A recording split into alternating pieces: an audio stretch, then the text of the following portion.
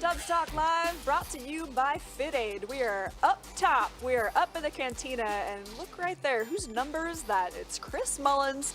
Also, guys, who's that right there? That's Dalton Johnson. I'm Kerith Burke. I'm big into pointing tonight, apparently. Dalton, the Warriors had an 18-point lead in this game.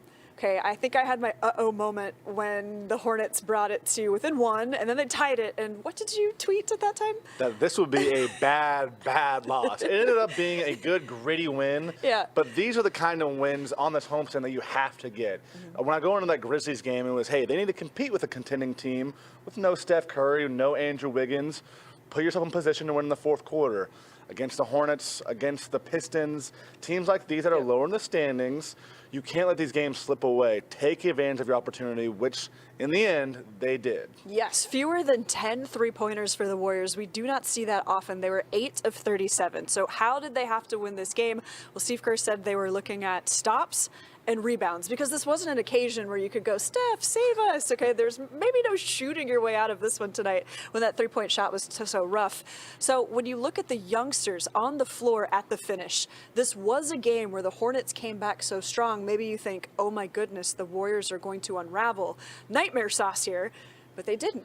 Lots of poise for this team. Yeah, you think about that really bad road trip earlier in the season. Yes. You know, and they crumbled down the stretch against the Charlotte Hornets team. You talk about the young players. You know, this wasn't a Steph Curry, Andrew Wiggins, veteran, group at the end of the game right there. Jonathan Kaminga, Jordan Poole, to seal the deal with the sizzle of Jordan Poole getting to the rim, finding Jonathan Kaminga, who finishes it, throwing it down. That was what a cherry on top for the Warriors in that kind of youth group right now. So just a big-time win. And as you said, a poise at the end for guys that are 20 years old, 23 years old. Really impressive stuff. Well, Steve Kerr made a point to mention Jonathan was on the floor at the end of the game for his defense. I don't know that I can think of another game where that was the case necessarily, but we need to give a little bit more credit to Jonathan Kaminga. Playing that good defense turned into really good things on the other end for him. Oh, exactly. Steve says it so once where the game rewards you. And this game rewarded Jonathan Kaminga. He played all but 2 seconds in the fourth quarter. That's a big deal for him. Oh, my God, yeah. Yeah. You talk about 20 years old, and he was fantastic in that fourth quarter. He was 4 for 4 from the field, 8 points, 3 rebounds. I think it was 2 assists. That rip-away steal. Yes. It was awesome to see. And you can kind of see the confidence growing with each possession almost, where it's, I want LaMelo Ball full court. I want to have the ball on my hands. I'm going to do the little things. And when Monty asked him after the game, what were you thinking down the stretch? Is I didn't need to make winning plays. To hear that from Jonathan Kaminga, from someone with that much talent at that age, that's big to me. Yes, the lessons are sinking in. Listen, we can talk about Jonathan Kaminga all we want, but why don't we see what he did? I think it's better when you see the pictures on the screen, because he had some of those big fourth quarter moments. Let's start with maybe the play of the game, the thing that everybody was complimenting, stealing that ball right there, just ripping it out of somebody's hands. Then we go to this massive rebound here. On the other side, he's rewarded with this dunk. Okay, look at him, dunker spot, perfect position there.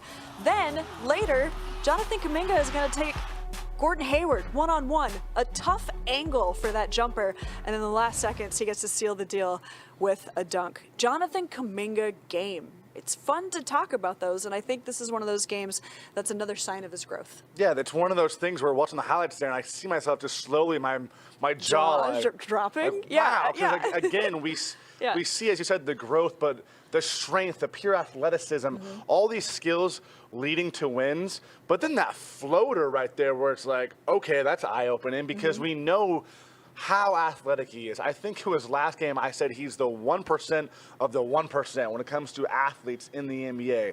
Not just the Warriors, which has some big-time athletes on their own team, the entire league.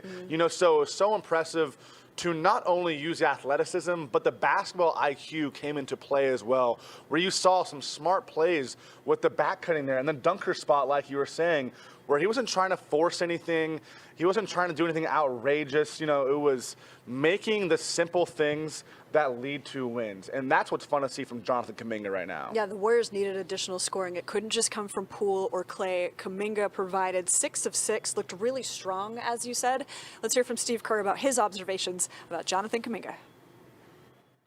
He looked like Andre Iguodala on that play. You know, that's an Andre type play, and I don't think it's a coincidence. Andre's been mentoring him throughout the season and last year, and yeah, he's really, you know, coming a long way. I think the focus on being a defensive stopper over the last month, he's really kind of found a role and settled into it.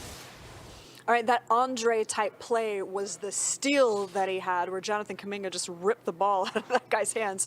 I think about Andre sitting next to JK in the locker room. Okay, he's actually sandwiched by Andre on one side, Looney on one side. If a young player doesn't learn in that situation, he's got rocks in his head, okay? But I think Andre really sees a lot in Jonathan Kaminga, and Andre takes that job seriously to help his career. That locker room situation, like you just said, it can't be better for a Jonathan Kaminga. Right. To have Andre Iguodala next to him, Kevon Looney, who is such a veteran at his young age as well, that when Steve Kerr talks about Kevon Looney, it's someone who kind of just reads the room really well. You know, Kevon's not someone who's going to be loud and boisterous, and Andre isn't either, but it will also kind of sit you down and this is what you need to do, this is what you need to do, this is what you need to do. Oh, he'll give it to you straight. Exactly, yeah. Right? And Looney will kind of... There's some tough love in there. Yeah, I feel like Looney kind of lets things, listens and soaks in a little bit and then can do it in a different way. And again, like I said, a perfect situation for Jonathan Kaminga, and that's where the results come on the court right here. That's why you bring back an Andre Iguodala. That's why, as an organization, you put a 20-year-old Jonathan Kaminga with so much talent next to those two guys in the locker room, because in crunch time, that's what can happen. Yes. And it was so fun to see that it wasn't in the second quarter, it wasn't in, you know, with a 15-point lead. It was, we're losing the lead right now, and we're going to rely on you. Exactly, and exactly. He answered the call. Yeah, his teammates were so excited to talk about this game for him. Also, hey, we can't leave this A block without talking about the leading scorer tonight. It was Klay Thompson with 29 points. Take a look at Klay on the podium because his airplane game was good as well. Klay, how proud were you of Kaminga for his last few minutes of action there, maybe the whole fourth quarter there?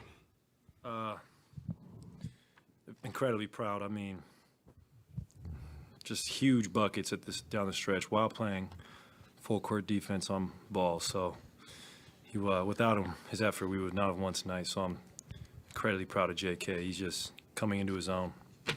What about that stat sheet made you nod your head and smile when you sat down? Winning the game, only shooting 22% from three. That's pretty. You got to get wins like that if you want to be successful, you know. Most of the time it won't be pretty, but we gutted it out, and that's why I'm proud of these guys. Klay, how about your first quarter? You made 4 of 6 threes in that first quarter. I mean, how instrumental was that first quarter for you in kind of helping the team get on a roll a little bit? Definitely got me in good rhythm. You know, I definitely wanted to finish better than 5 for 12, but I'll take the W. And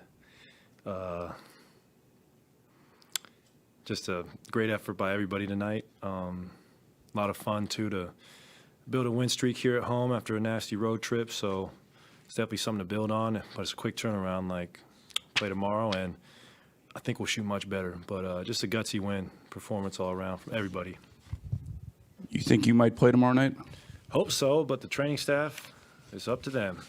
That'd be fun, though. Will you campaign for it at all? Or just I don't know, man. I'll do my best.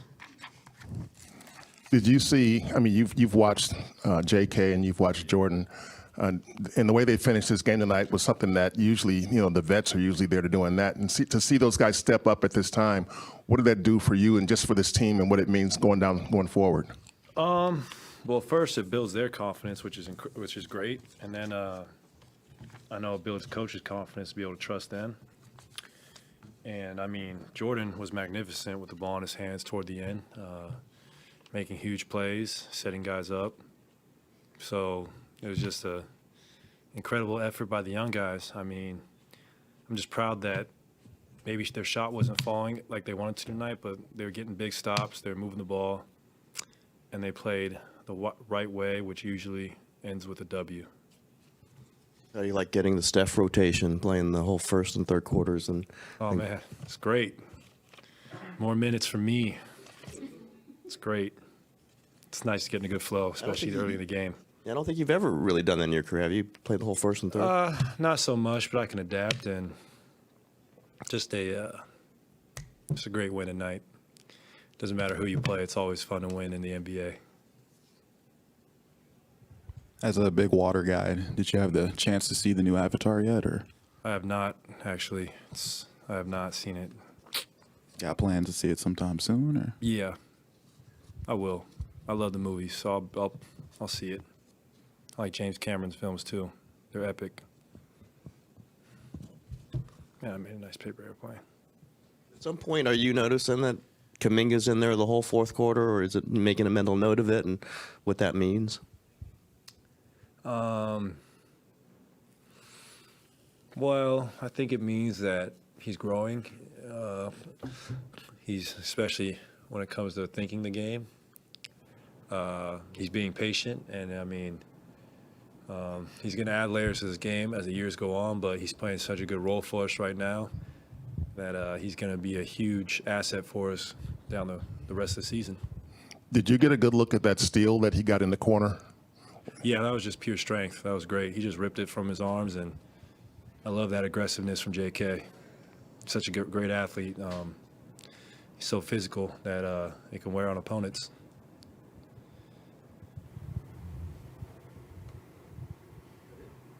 Nice. All right, Klay's paper airplane. I'd like to see that take off. nice. Would it take off before Southwest Airlines flights? Yes, it does. All right, Klay Thompson, TBD if he plays tomorrow. It is the second night of a back-to-back. But Klay Thompson played 39 minutes in this game. Dalton, he said that helped him get into rhythm. And I think Klay Thompson's no dummy. You know, with Steph and Wiggins out, he needs to score more. He knows that he's got to be a hot shooter. And what kind of spirit did you see him bring to this game? Well, it's the first night of a back-to-back. We know that he's most likely not going to play the second night of a back-to-back. And I think maybe he doesn't want to admit it, but he might add a little extra weight to these first games, and it matters maybe a little bit more, right? And again, I don't think he's going to be like, yeah, definitely that first game. Yeah. He wants to say he wants to win both, of course. Yeah. But the word to go back to is efficient. When Klay Thompson has an efficient night, it usually leads to a Warriors win. And it was an efficient start, which was huge. I think it was, he played the whole first quarter, 12 points. He was, I believe, 5 for 7 from the field, 4 for 6 on three-pointers. Exactly. So it was taking good shots. You know, it wasn't forcing anything, but the efficient start just went a long way. 20 points by halftime, and that's what the Warriors needed, was just kind of that efficient, smart, strong start from a Klay Thompson. As it finished, he was 10 of 22 and 5 of 12. So, I mean, Klay said, you know, we'll take the win. He doesn't like the 5 of 12. In fact, I was looking it up. His three-point percentage coming into the game, 37%. Klay likes to tick that up. He likes to be better than 40%, but it's going to be difficult when the defense is definitely going to key in on Klay Thompson. Of course, yeah, you don't have a Steph Curry and Andrew Yeah. Wiggins.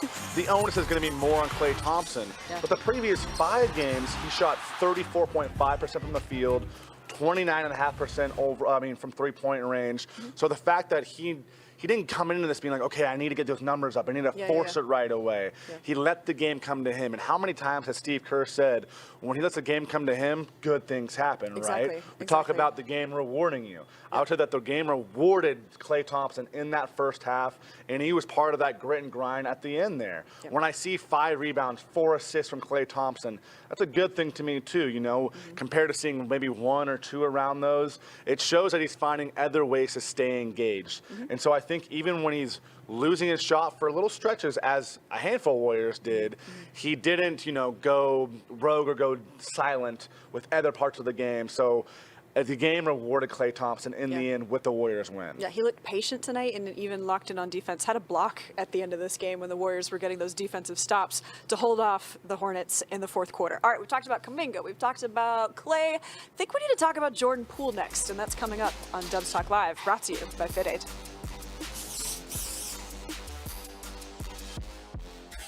Dubs Talk Live is presented by FitAid, the #1 post-workout recovery drink in America. Try now and visit drinkfitaid.com.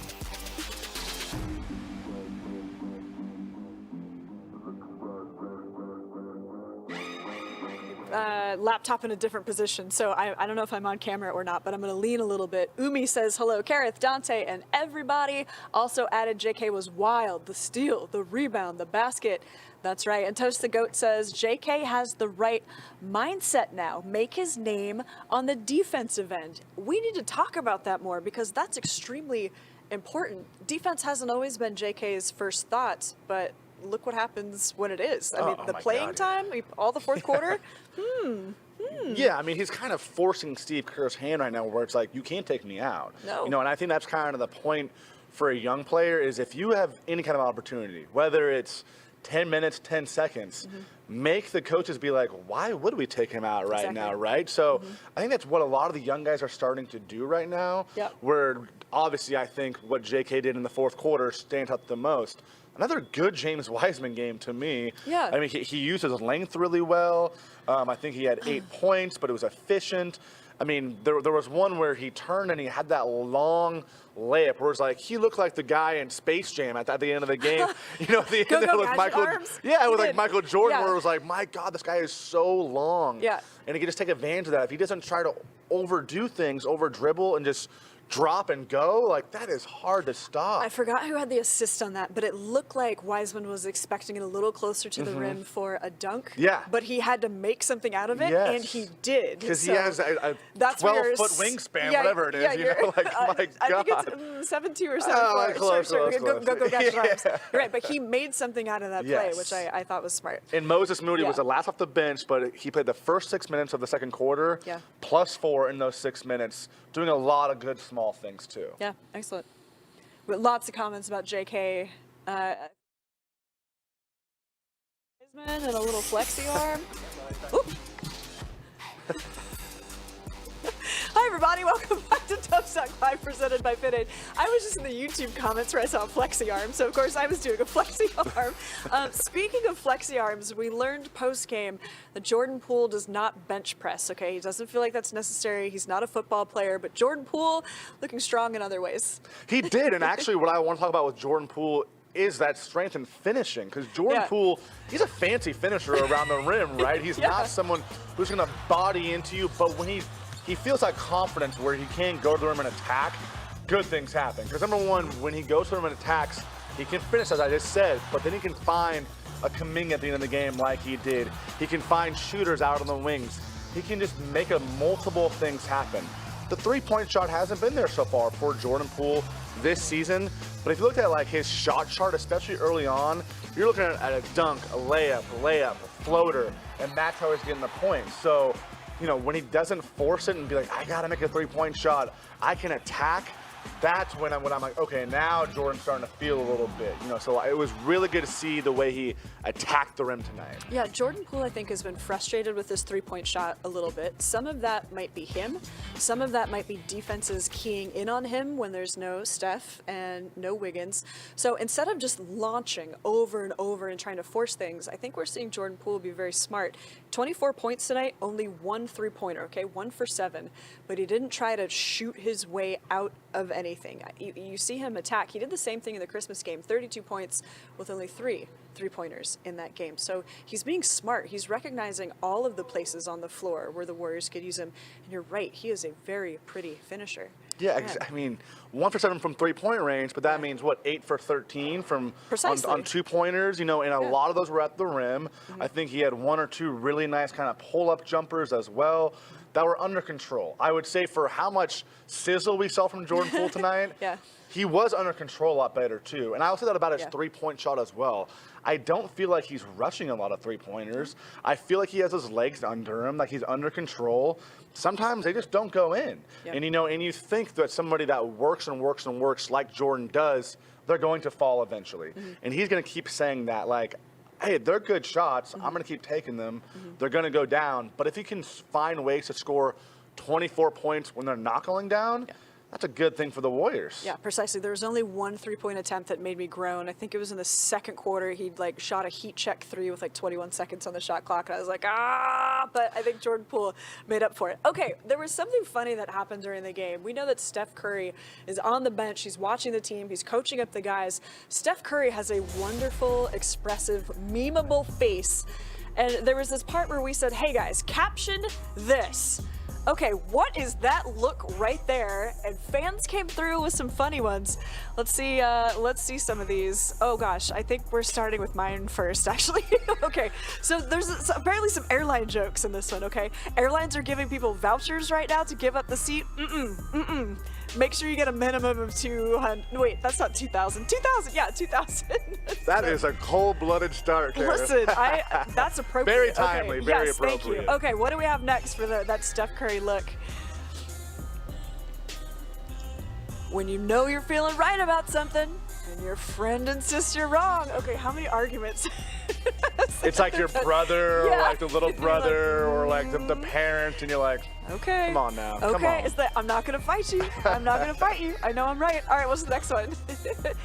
Yeah, when Klay takes a heat check shot, but it's Klay, so he makes them. There's no bad shots with Steph Curry and Klay Thompson. They might look bad sometimes, yeah. but you put the hands up, hands over the eyes, you look back, and they're going through the net. So Yes. that is a perfect description. You know what? Steph Curry is more than happy to see those too. Oh, okay. Yeah, we building a dynasty over here. Is that what the Grizzlies said? Oh, I think. a little premature talk, Yeah, as Klay Thompson might have said. Shoot, aren't the Grizzlies 1-3 since they've made those dynasty comments? They're discovering the West is a little tougher than they thought. Maybe things don't go through the East. Maybe they don't go through the Celtics. I don't know. Hey, I enjoy talk, but other people hear it. I think that's the lesson here. Oh, the Yeah. Warriors certainly heard it. We know Yeah. that. I mean, I think they're always going to say, "Oh, we don't get too up for that. We're veterans." They heard it. They responded. Yeah. And as you said, since John Morant said, we're not worried about anyone in the West. I think that they Yeah. are 1-3.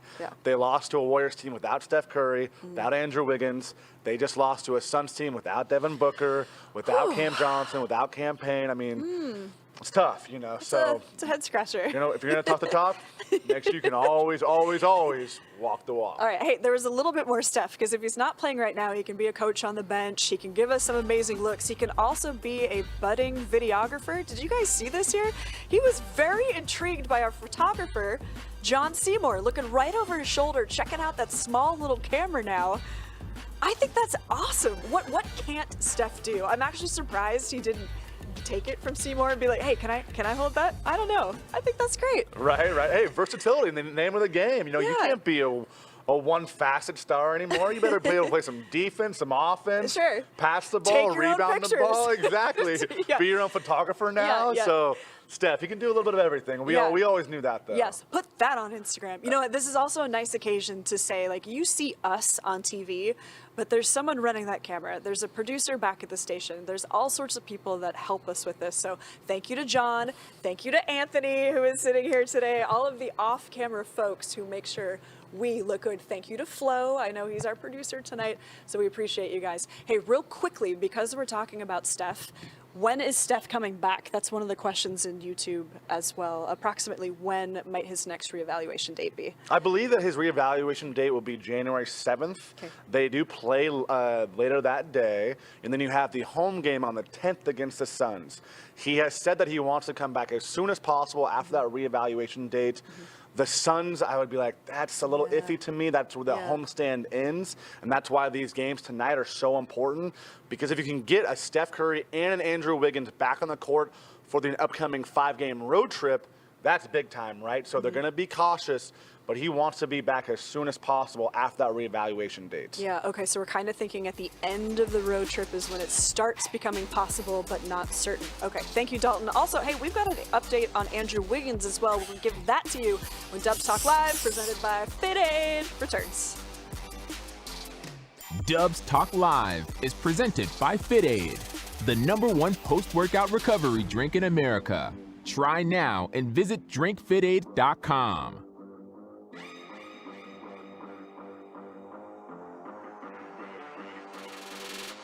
But he's sick, so crap. And then we'll do something brief on the schedule, and that should wrap it up. Cool. Yeah. Oh man, Shannon says, appreciate y'all, Dubs Talk crew. Thanks for bringing us fans these awesome shows every game. Shannon talking about the behind the scenes folks who makes this all possible. Thank you so much, guys. Somebody's noting the size of that camera. Okay, so when I first started in my career, it was the giant camera Like, the cameras now fit in a shoebox or smaller. Okay, it was huge. It was like carrying a suitcase around. The photographer Anthony is shaking his head. I had a spot that was worn on my shoulder from having it so much. So I used to shoot high school football, and then the next day turn around and shoot college football. And I think that's why I have scoliosis. It's definitely why I need massages to this day. The old neck in the back. Yeah. That's impressive. Yeah, honestly. God, it's a lot. I feel like if they had an injury report for reporters, it would be like probable, questionable, Kerith shoulder soreness. Yes, all of that stuff. But just another point that those photographers getting the shots that you absolutely love that you see on social that makes it to the end of the year highlight videos. There's a person behind those. So Jordan doesn't bench press, but photographers, they might need to get some bench press, some shoulder press. Okay. Anthony knows. Really strong on this arm. This was like my Popeye arm, and this one was the noodle. So definitely awesome. right-handed. Hi, Otis. Hi, JB. Hi, Daniel. Thanks for letting me know where you guys are all watching from tonight. Love that. Really appreciate the comments. Ooh, we got. Oh, I thought this said cool mom, but it's cool moon. 20 seconds. All right, let me make sure I don't miss. Game face. Miss this one. Big flex.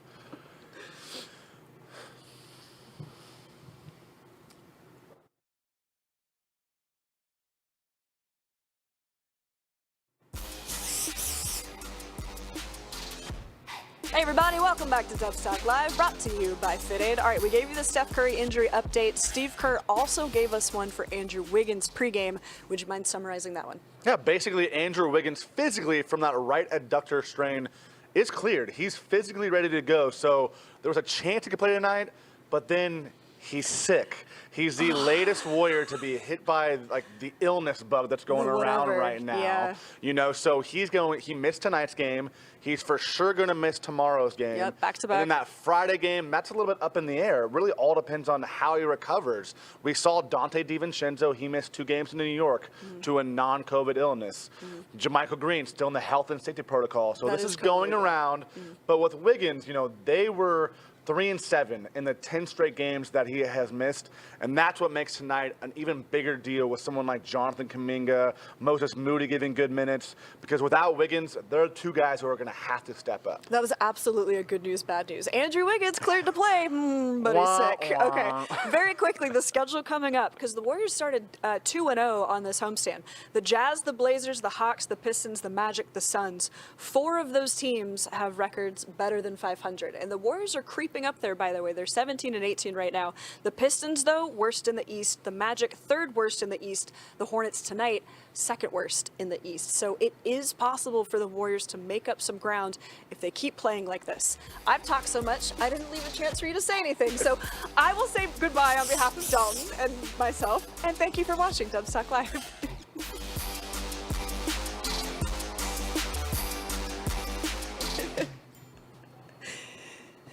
All right. 500. I know, 500. All right, motor mouth over here. Let me see what's in here. Otis said thanks for the shout out. Of course. I feel your pain with the scoliosis. Thank you, my friend. Did you have to do that test in middle school where you did the dive thing in front of the school nurse and she's like, your back's crooked?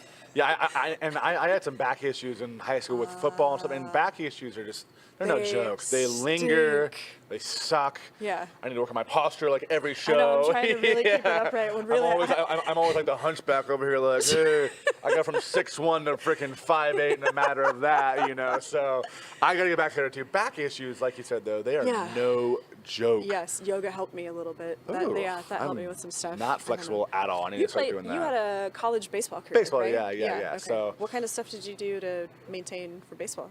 I mean, it's a different kind. It's funny when Jordan was like, I don't bench press, I'm not a football player, right? I feel like each sport is so specific. Like, for baseball, you're going to do a little bit of that Olympic lifting, but at the same time, you need to try to be a little quick twitch too, long lasting at the same time, because it's a longer season too. You know, you can play multiple games in a single week.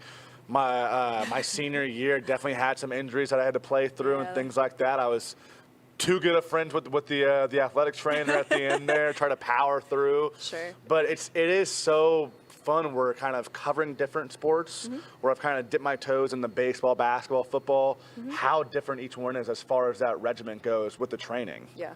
Did you ever have to do the cold baths? do those? Yes, and that was not my friend. That sounds terrible. I'm already like number one, like bad in water, like just a bad swimmer. Yeah. And then like I'm sensitive with like the cold water, anything like that, and it was.